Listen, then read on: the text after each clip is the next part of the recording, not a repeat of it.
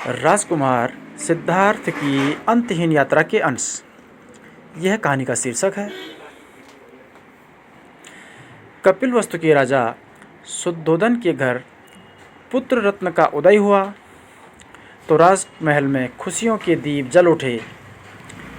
पूरे राज्य में बहुत हर्ष का माहौल था। राजा व प्रजा बहुत प्रसन्न थी। राजकुमार का नाम रखा गया सिद्धार्थ। उनका लालन पालन बहुत ही प्रेम पूर्वक हुआ।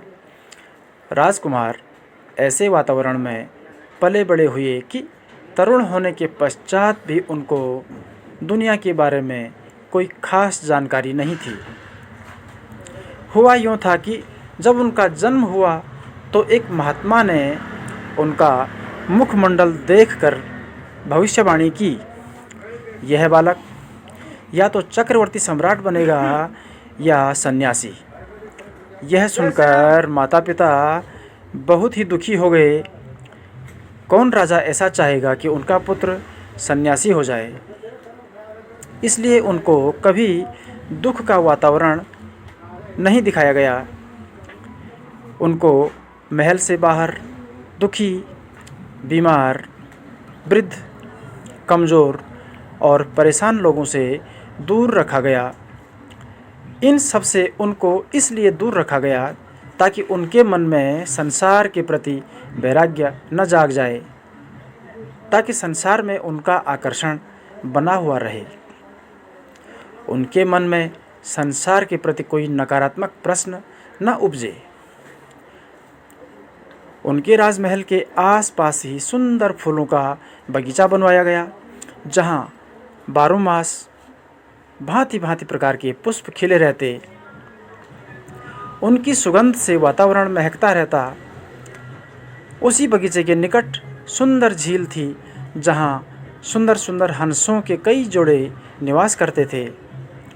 बतख भी सपरिवार यहाँ की शोभा बढ़ाती थी। महल में विभिन्न प्रकार के पकवान उपलब्ध थे।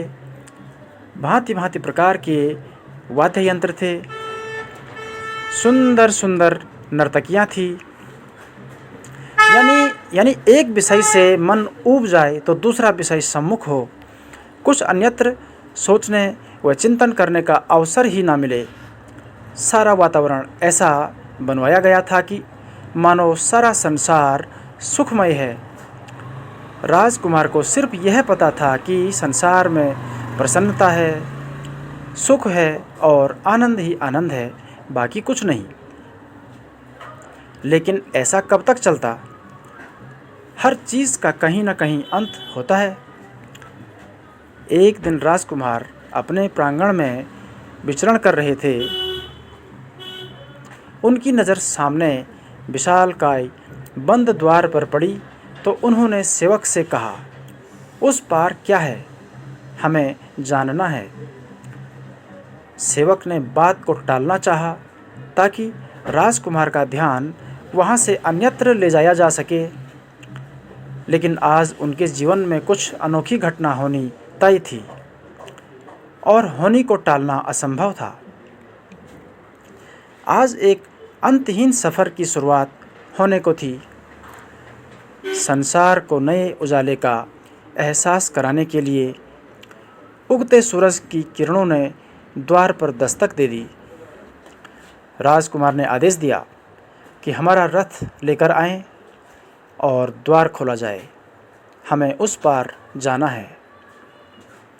अब इस आदेश को टालना असंभव था, इसलिए सेवक उनका रथ लेकर आ गया। विशालकाय द्वार को खोल दिया गया। राजकुमार चल पड़े भ्रमण पर। बाहर की दुनिया बहुत सुंदर थी। ये खुला आकाश, विचरण करते लोग, उड़ते पंछी, ये हवा के झोंके, ये सब एक अनोखा एहसास था। ओह, आज तक क्यों नहीं आया मैं इस सुंदर दुनिया में, ऐसा राजकुमार अपने सेवकों से बातचीत करते हुए जा रहे थे।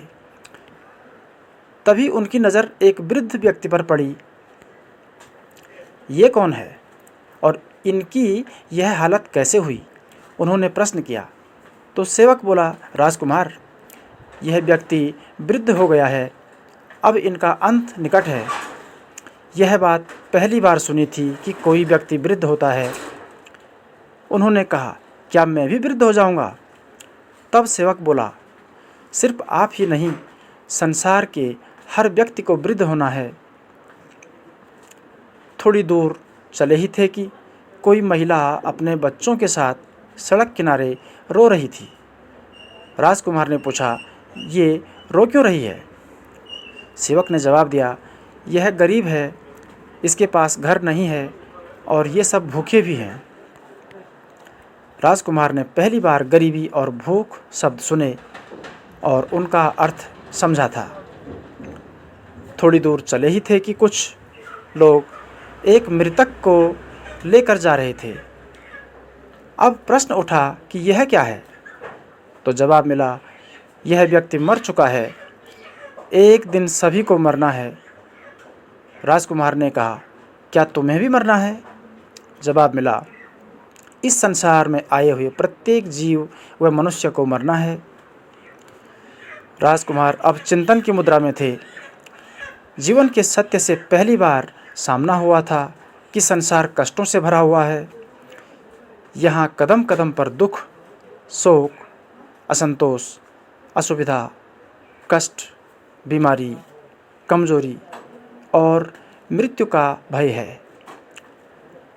अब तक रथ रुक चुका था।